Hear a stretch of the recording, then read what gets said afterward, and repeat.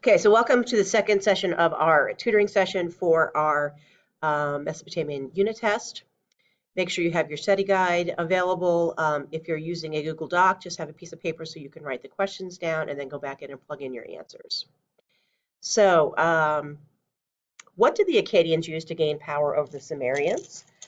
So when we look at our four different empires, remember the Akkadians were led by Sargon the Great, and they had a tremendous amount of military strength and strategy that they used to their advantage to conquer other people. Number two, how did the Akkadians get the resources to build their capital city? Well, conquered people were forced to pay something called tribute, which is almost like a tax that the new empire that was taking over their city-state would say they were going to allow you to continue to live your lives. And in return, we will promise protection from other invaders, but you have to pay us. And they would pay something called a tribute. How is Hammurabi best remembered? Oh, we just did a paideia on this. This is an easy peasy one for you guys for his code of laws. So how is the legal system of Babylon more advanced than of other societies at the time? So when we did our paideia, we really looked at some laws that had to do with men, and then we had a discussion about where were the women in this conversation, and many of you guys went out and looked up Hammurabi's code. Hammurabi's code was more advanced than other societies. They actually gave rights to women and slaves. So even though some of the ones that we look like seem like that slaves had an unfair punishment versus a freedman, very few legal rights were given to this particular group of people. And women, they were given the right to divorce and own property and other things. So very advanced for their time. What was the purpose of Assyrian aqueducts?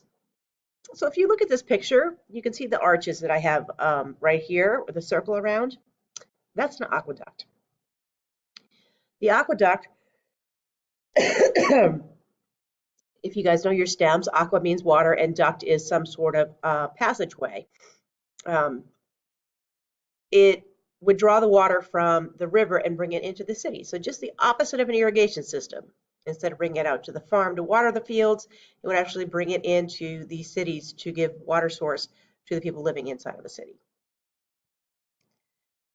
What was the purpose of Nebuchadnezzar building 2 walls, some towers, and a moat around his capital? Well, he wanted to protect his city from attack. Pretty plain and simple. What was a problem that all 4 Mesopotamian empires faced? We talked about this. They all got so big, they became too big to control. They became ripe for rebellion, for attack from another civilization. Excuse me, or just simply fell onto themselves. Couldn't maintain. And that does conclude our study guide. There are some text-dependent questions that are going to be on the test, but I can't go over those because you need to be able to figure out the answers. But I do want to invite you into a new program called Flipgrid. Take a look at the link. If you go to my Canvas page, I also have the link directly in there. And the idea behind this is that you guys can engage with me and each other through this online platform. If you don't have a computer at home, you can download the app on the Google Play Store or on the Apple Store. It's free. You need to use the code that I've given you so that you can get into the discussion, and you record your thoughts. They give you about, I think, 30 seconds to have a conversation.